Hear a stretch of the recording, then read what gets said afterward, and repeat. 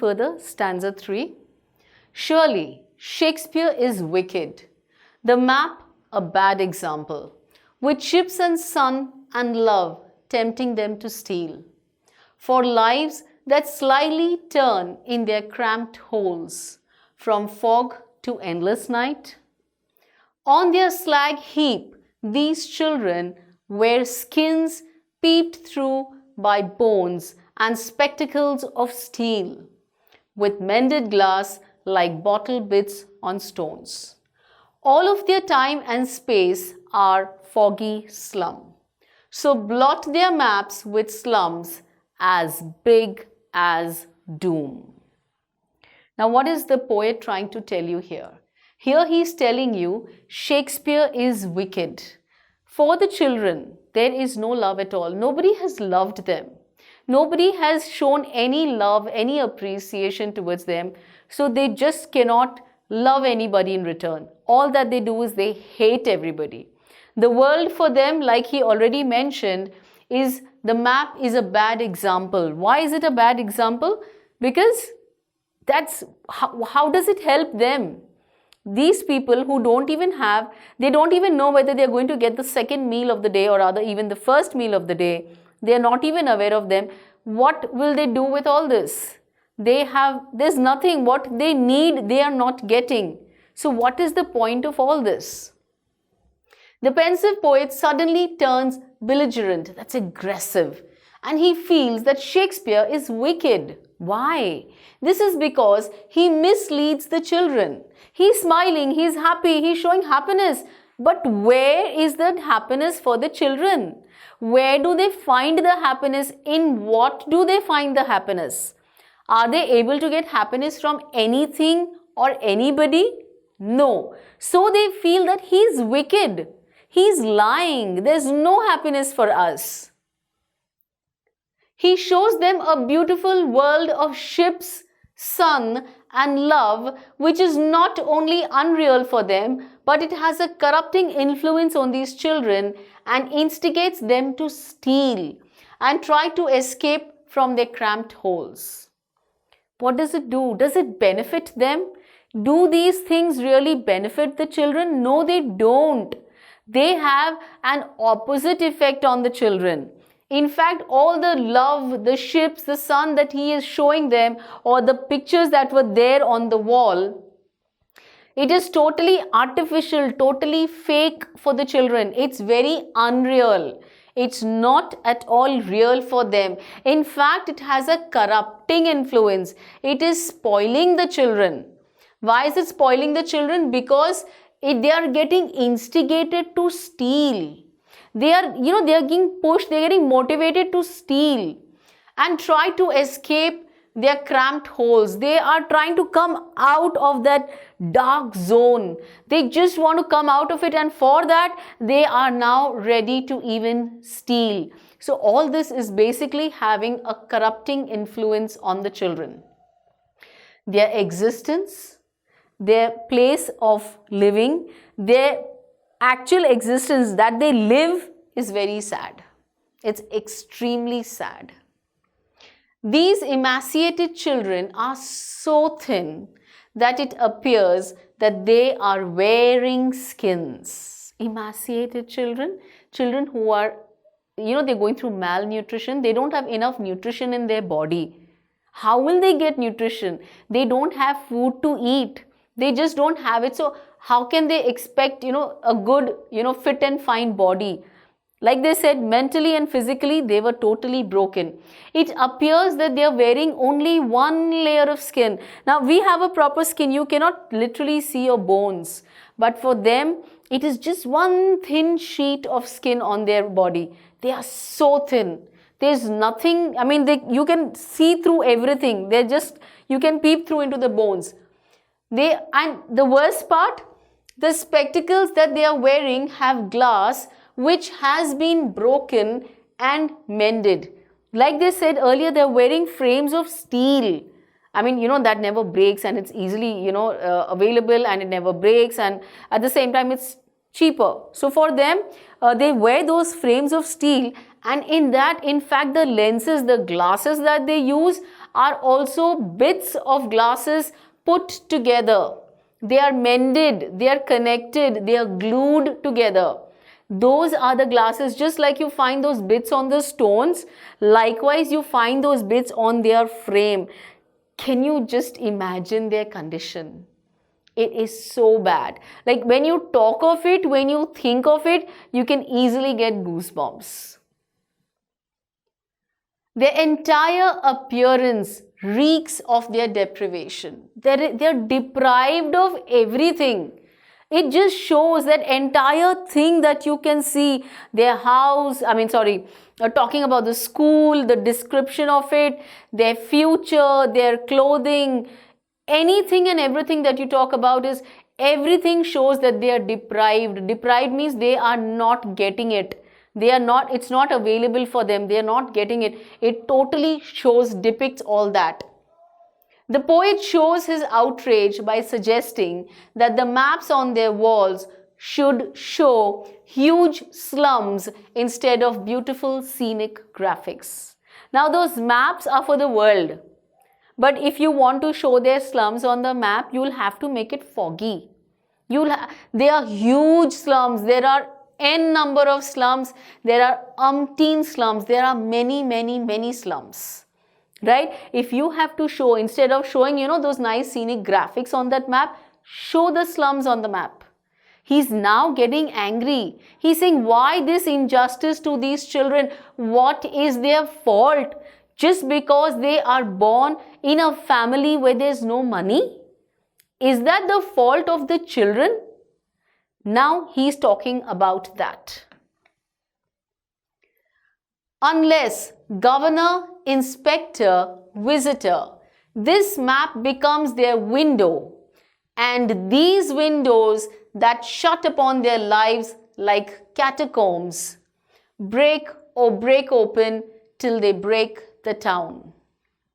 And show the children to green fields and make their world run azure on gold sands, and let their tongues run naked into the books, the white and the green leaves open, history theirs whose language is the sun. In a conciliatory tone, the poet appeals to the governor, inspector and visitor to do something to improve their condition. The poet is literally pleading now. He is telling the governor, he is telling all these visitors and the inspectors, look, this is a government-funded education system. So here you will have to help these children out. Do something to improve their condition. They cannot keep on suffering like this. They are not at fault. So kindly help them out. If there is political will, this map showing the beautiful world outside can become their reality too. If God willing, if some people turn up to help these people, whatever they are deprived of, if they are given, then that beautiful picture on the world map will actually become something real for them. It will turn into reality. Even they have dreams. Even they do dream. Those dreams can be converted into the reality. The poet hopes the authorities would realize their moral responsibilities and free these children from their grave-like entrapments. He says if those moral responsibilities are taken by the government, if they do realize and if they do something for these children, then these children can come out of the darkness. The total darkness that they are in, that hopeless future they are sitting with, all this can totally change into a bright future. He wants all the barriers to be pulled down, barriers that keep away true education from them. Everything that is stopping, barrier means you stop, you have those barriers. So he wants them to remove all the barriers and make sure that they get the right education. The education in such a manner that they can get all the good opportunities in life ahead. The children must be given freedom to experience the wholesome bounties of nature view, the green fields and run on gold sand. They should have that freedom to experience. They should get the beautiful nature around them. They should get to experience those gold sands on the beach. They should get to experience the green fields, the colorful flowers, the beautiful nature. Let them read books and let them breathe in fresh air. You know, when we are talking here, when in this line we spoke of white and green leaves, here white represents books and green is talking about nature, right? So that's how this explanation is. Let them read books and let them breathe in fresh air. Let them discover themselves and let them be creative, so that their names can also enter the books of history. Let them find their place in the sun. Why are they in darkness? Why not under that bright sun with a bright future? So they need to be helped for the same. They need to be pulled out of that terrible condition that they are living in. All this needs to happen to them, and only then can they really become creative. They can actually find the real potentials. You know what? These children are blessed. They definitely have the potentials, but the problem is they are not given the right guidance and the right environment, and because of that they are there in total darkness. Once blessed, once gifted with all these opportunities, they can make it really big under the sun. Even their names can come in the books of history. Well, that brings us to the end of our 4 stanzas. Now, when we are talking of poem, obviously we talk of literary devices. There's one more thing I'd like to bring your attention to. Generally, when we talk of poems, we talk of, rhyming. They generally rhyme at the end, right? So, do you think that these lines of the poem, do they have any kind of rhyming thing? Now, rhyme as in visitor, windows, catacombs, town. Nothing is rhyming. By rhyming, what do we mean? Pat, mat, rat, sat, all ending in the same tone, right? Is that the case here? No, it's not. This has no rhyming scheme, this poem, and so it is called free verse. Please remember, these technical terms are important. It is called the free verse. Why? Because it has no rhyming scheme. You cannot have that A, B, C, B, A, B, C, D. It all depends on your poem. But here there is no such rhyme scheme, and that is why it is called a free verse. Now, when we are talking of poems, we need to understand the literary devices. Like I mentioned to you earlier also, literary devices, poetic devices, figures of speech, all mean the same, right? So, poem means figures of speech, means literary devices. So, we shall just go ahead and see which figures of speech have been used in this poem. Far, far from gusty waves, these children's faces. Now, here you see the word far, far repeating, and so repetition has been used. When words are repeated, we call it repetition. Like rootless weeds, the hair tone round their pallor. Now here it is talking of like rootless weeds. Do you see the word like? Please remember, when it comes to simile, simile is that figure of speech where two nouns are compared, and you will be using the words like or as. When you find any one of these two words, that is a simile. But when there is a comparison without these two words, right, in that case it is a metaphor. So get the difference between the two. Both are comparisons. One comes with the words like or as, that's simile, and the one that comes without these two words, like or as, it's metaphor. We will just watch it. With ships and sun and love tempting them to steal, where skins peeped through by bones and spectacles of steel, with mended glass like bottle, bits on stones. Now here what you can see is alliteration. What do we mean by alliteration? Now again, just like simile and metaphor are something on the similar grounds, so also you have alliteration and repetition. Now repetition is repetition of words, the whole word, whereas alliteration, you repeat the consonant sound. So ships, sun, spectacles, steel, bottle, bits, stones. You can see the first letter of the word is being repeated. They are consonants. I'm sure we know what consonants are. Words which are not vowels are consonants. Just for a brush up. So in this case, alliteration, where the first letter, that's the consonant of that word, it is repeated. So it's b, b, b, sir, sir, sir. In that case, it is an alliteration. This is how you need to remember. And so we come to the next page of literary devices. Belled, flowery, tireless valley, open-handed map, run azure on gold sands, and let their tongues. Now here it is all imagery. It's all visual. Now what you are seeing here, you are visualizing, right? So here in this case, belled, flower, you can actually visualize all this, can't you? Tireless valley, run azure. Azure here is bright blue. There's a bright blue sky on gold sands. So that's open, that's nature, that's the beautiful nature.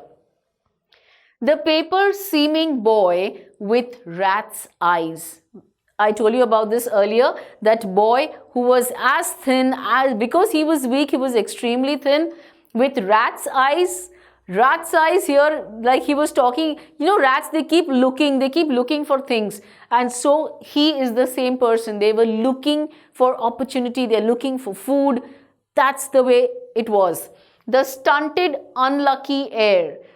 Stunted, you know, you have those children who are, they're not able to grow. They grow to a certain height and then they stop. So because of obviously malnutrition, there is no nutrition in the body, you don't get the right vitamins, and so you don't, you know, gain your height, you don't get the body. So the stunted, unlucky heir, you remember, he had got it from his father. He was that unlucky person. Like when you get something inherited, you know, you get it from there, from your fathers, from your ancestors, it is inherited. So it comes from generation to generation, and he was the heir, he was the receiver there. Now here it is metaphor. Why metaphor? If you remember, I just explained to you a minute ago when we spoke of simile and metaphor, comparing two nouns. Simile with like and as, and metaphor does not use those words. But there is a comparison. So the paper seeming boy, now here the boy has been compared to the paper. He is as thin as the paper, he is as weak, and so here it is metaphor. Rat's eyes. Now the eyes of the boy have been compared to the rat's eyes, right? Again here it's metaphor. There is a comparison of two nouns, but no words of like or as have been used here, right? Now that brings us to the end of the poem. I'm sure we have learnt a very good lesson. We add to our moral values more and more when you get to the depth of a poem, when you actually try to understand what the poem wants to tell you. And so here it is for all of us. I look to a day when people will not be judged by caste, creed, or race, but by the content of their character. Let's just do away with all the injustice, with all the inequalities of caste, creed, or race. So what if they were poverty stricken, but they are humans?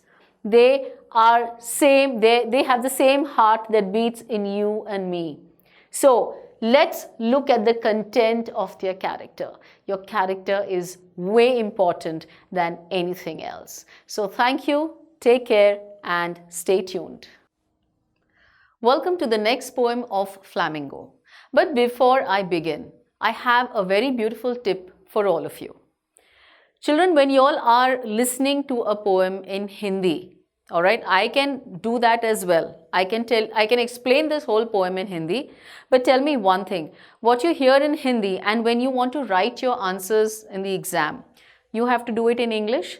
So you have to make sure that whatever you have heard, you have to reframe it into English and then write your answer, which is way difficult. So what I'm going to do is I am going to help you out in this matter. I am only going to speak in simple English, lucid English, English which you can easily understand, which you can easily comprehend, and so that it becomes easy for you to frame your answers. So please remember this, listening to in Hindi and understanding, great. But what next? You are listening to write. So if you listen in Hindi and write in English, I don't think that's the best solution. So here we go with our poem. An elementary school classroom in a slum by Stephen Spender. Now before we go on with the poem, let's know a little more about the poet. He was an English poet and essayist.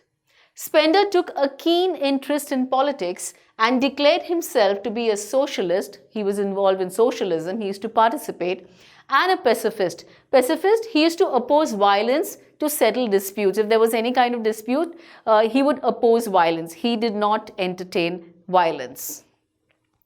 In an elementary school classroom in a slum, he has concentrated on themes of social injustice and class inequalities. Now here he is going to tell us what injustice was done to the poverty-stricken children. Now, poem in a nutshell, that means the gist, just the summary, the small gist of the poem. The main theme of the poem, an elementary school classroom in a slum, is to highlight the plight meaning the condition, to highlight the plight of underprivileged children that are the so-called beneficiaries of government-funded education.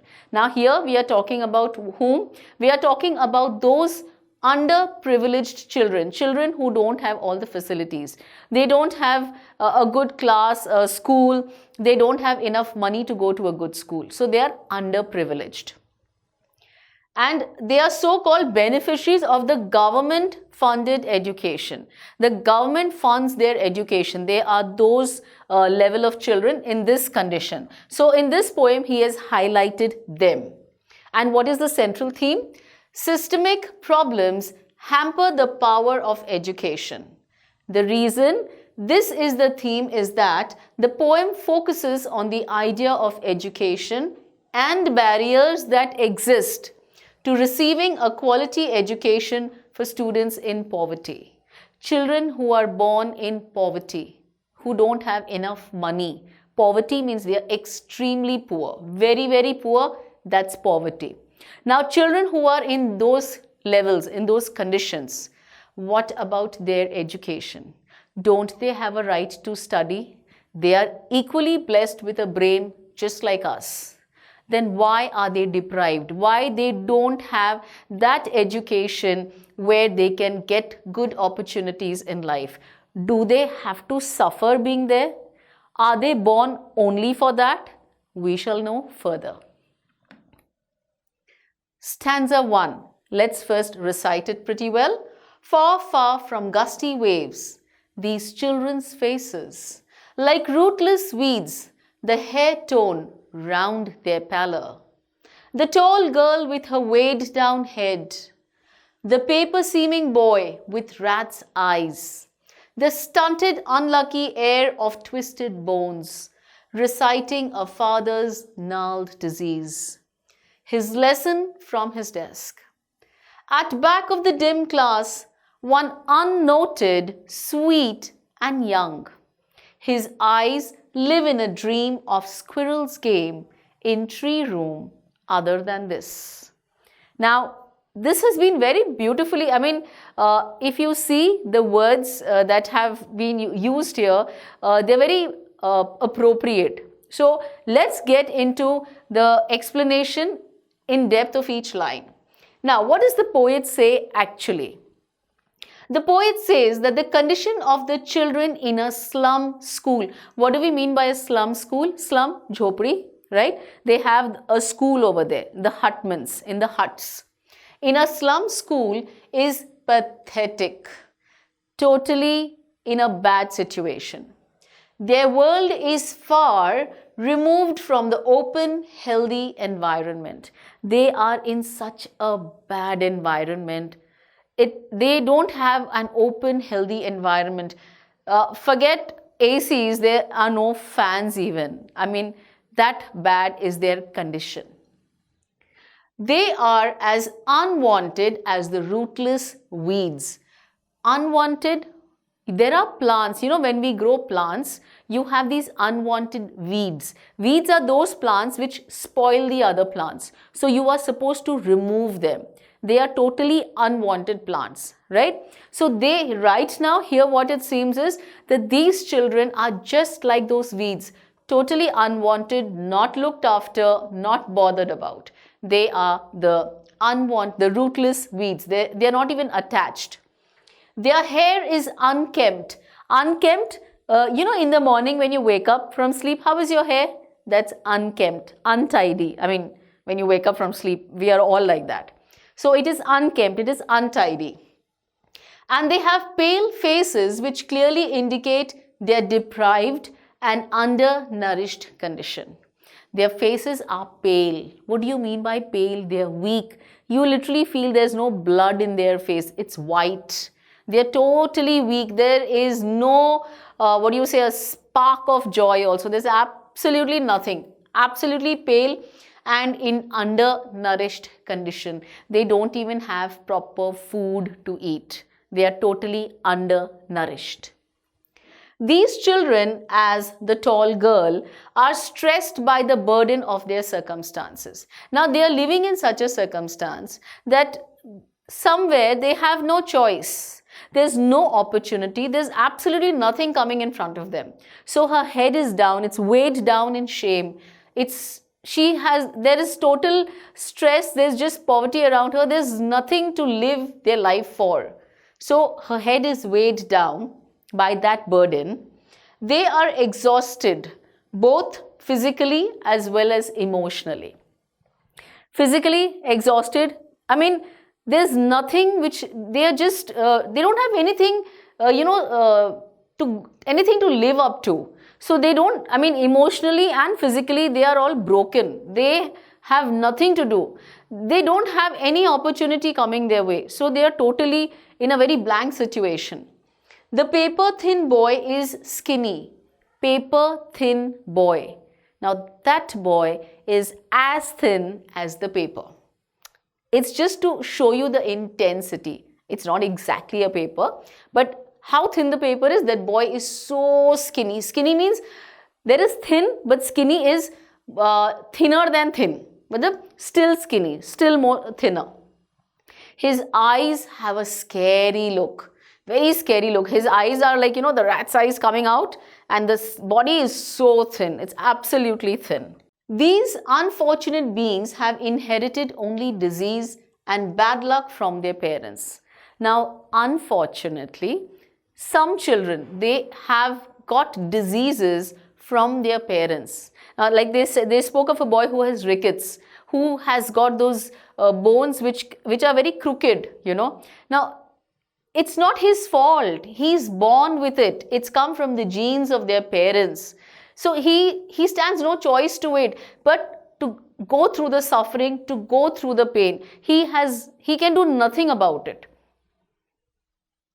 One of the diseased ones can't even get up from the desk to recite his lesson. He's so, his bones are in such a pathetic state that he can't even get up to talk, to speak or to recite his lesson.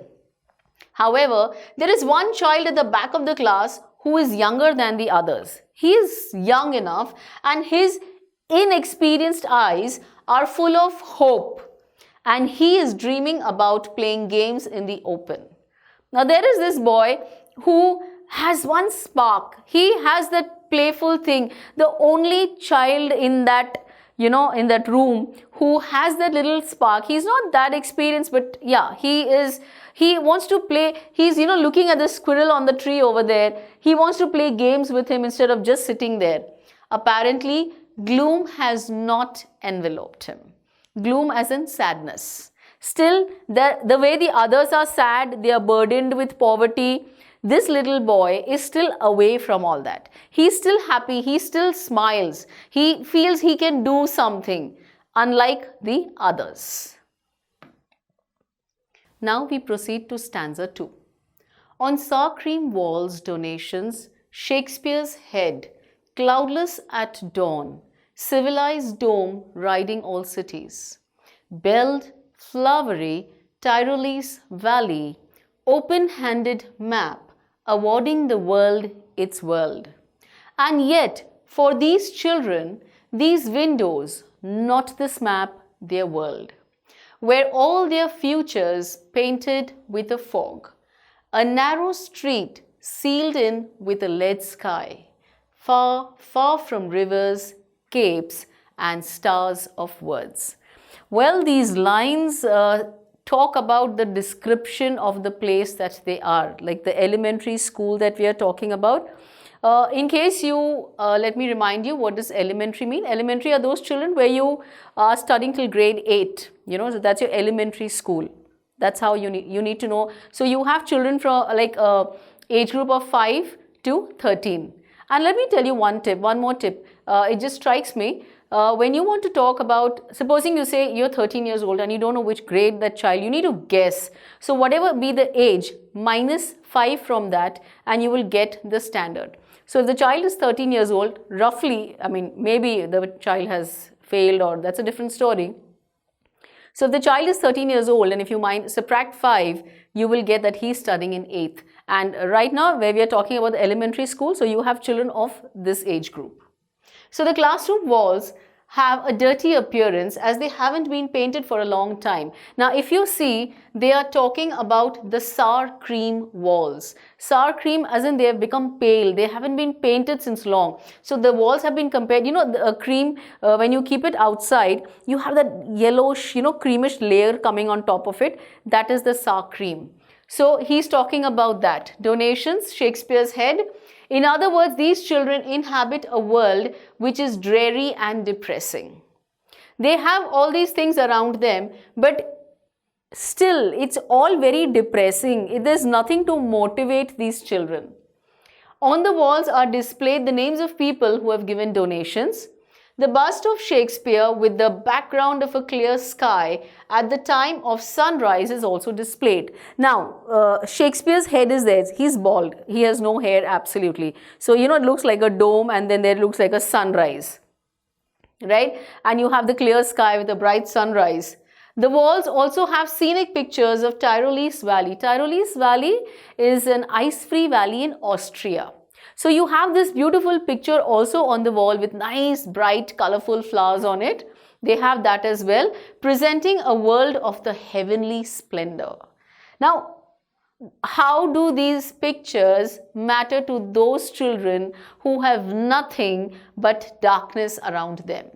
No opportunities, there's absolutely nothing coming their way. All that they are totally covered with, surrounded with, is poverty. Apart from all this, the walls also have a map revealing the world which they view from their classrooms' windows, which is foggy and harsh. Now they have a world map on the wall. But for them, what is the definition of a world? We know that the world map means the entire world.